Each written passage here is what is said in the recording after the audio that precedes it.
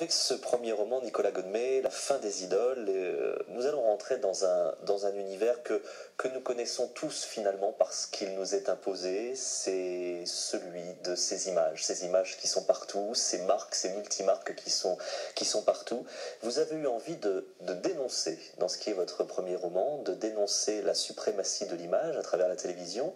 Et puis ensuite, il y aura une autre dénonciation que nous allons évoquer dans un instant. Mais parlons d'abord de cette envie que vous avez eue pour votre premier roman, finalement de vous faire plein d'ennemis, tous ces gens de la télévision, tous ces gens des médias qui gravitent autour de nos vies et qui nous influencent sans qu'on le veuille.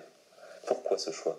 Comme je le disais tout à l'heure, moi je suis passionné par les médias et j'adore les médias, ce qui nous permettent de nous divertir, de nous informer, de nous cultiver. C'est ce qu'on fait aujourd'hui dans une émission qui est aussi un média. Mon livre, c'est une réflexion sur un excès qu'on peut ressentir aujourd'hui dans notre société médiatique de plus en plus envahie d'écrans, de marques, de réseaux sociaux qui tentent de gouverner nos désirs. Donc il y a probablement un excès aujourd'hui que j'ai voulu explorer dans ce roman. C'est plus une exploration qu'une dénonciation que vous avez eu envie de faire? Il y a un côté fascination et un côté révolté. Je pense qu'on a, chacun en nous, on ressent ce sentiment d'ambivalence envers les médias parce qu'on adore les regarder et puis en même temps on adore les critiquer. Enfin, je ne suis pas le seul dans cette situation. Et donc j'ai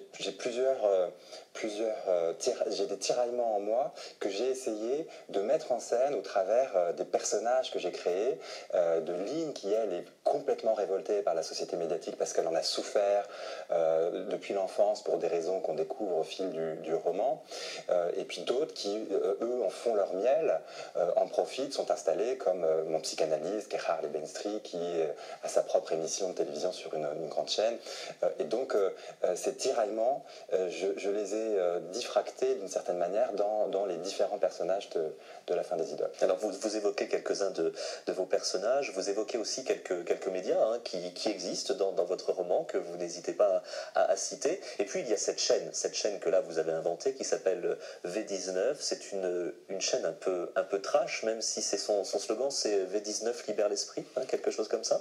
La télé qui libère l'esprit. Et V19 veut lancer une émission soi-disant révolutionnaire avec cette fameuse Lynn Paradis, qui n'est pas forcément une animatrice, une journaliste de télévision, qui est plutôt neuroscientifique. Alors pourquoi ce personnage féminin et pourquoi avoir inventé cette chaîne de télé complètement trash? Alors en fait, Lynn, comme je le disais, elle a souffert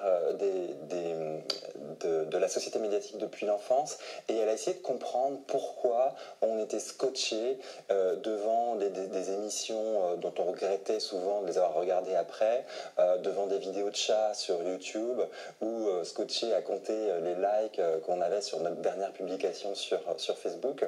Elle a essayé de comprendre pourquoi tout ça, elle a fait des études approfondies de psychologie puis de neurosciences et elle-même s'est forgé une sorte de mécanisme de défense. Et en bonne révolutionnaire manipulatrice, elle décide d'infiltrer le système de l'intérieur pour le faire imploser. Elle utilise les moyens qu'elle veut dénoncer finalement. Elle utilise les moyens qu'elle veut dénoncer pour montrer aussi au public comment les médias peuvent les manipuler. Alors on ne va pas rentrer trop dans l'intrigue, il y a 500 pages avec pas mal de rebondissements, beaucoup de personnages qui gravitent autour de Lynn.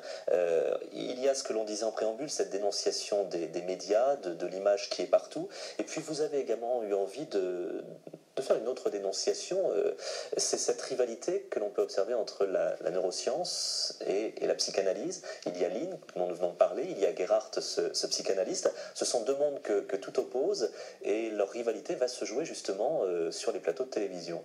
Pourquoi avoir eu envie, là encore, d'opposer ces deux visions? Alors, j'ai d'abord créé le personnage de Lynn, qui était justement une neuroscientifique, ce qui me permettait de donner un éclairage inédit sur les médias, parce qu'il n'y a jamais eu de livre, en tout cas de livre grand public, qui essaie de décrypter la société médiatique au prisme des neurosciences, et ça donne des clés assez passionnantes pour comprendre comment notre cerveau réagit aux médias. Et je pense que ça peut passionner vraiment un très très large public. Donc j'avais ce personnage de neuroscientifique, et Et du coup, il me fallait pour des questions romanesques créer un antagoniste, Aline, et un antagoniste qui puisse d'une certaine manière clasher avec elle le plus possible, sur le plus de niveaux possible. Et donc j'ai eu l'idée d'un personnage qui lui est un vieux monsieur, et donc un éminent psychanalyste qui lui fait son miel des médias, qui a sa propre émission de télévision. Pourquoi un psychanalyste? Parce que les psychanalystes sont farouchement opposés aux neurosciences. Ce sont deux approches de l'esprit totalement en opposition. Donc cette opposition, je savais qu'elle était très très forte et qu'elle me permettrait de créer une dynamique très dramatique pour le roman. On va vous suivre de très près. Félicitations pour ce premier roman, Nicolas Godemey, La fin des idoles, votre premier livre publié aux éditions Tohu Bohu. Merci beaucoup. Merci.